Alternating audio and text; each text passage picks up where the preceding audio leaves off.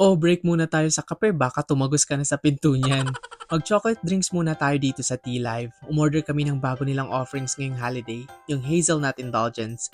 Maniniwala ka bang lahat ng to may Ferrero Rocher? Binigyan pa nga kami ni Kuya ng Ferrero para makompare namin yung lasa. Premium yung flavors pero very affordable naman. Isa-isahin ko para makita nyo din. Meron silang hazelnut choco frap na para sa may sweet tooth talaga. Para sa mga hindi masyadong kaya yung matamis, may hazelnut milk tea sila. Para sa mga hindi makatiis magkape gaya ko, may hazelnut coffee frap din naman. Lahat ng drinks na to may bits ng Ferrero Rocher. They also have toasties that you can order on the side, parang Korean sandwich but on the sweet side din. Instant favorite ko is this blueberry hazelnut kasi may sourness ang blueberry jam na nagko-complement ng maayos sa hazelnut spread. Parang peanut butter and jelly. Ang gandang combo sa bibig lalo na at toasted well yung bread nila with butter. Sakto lang din yung amount ng spread kaya hindi umay. Another option is itong Oreo hazelnut na combination ng crushed Oreos at hazelnut spread.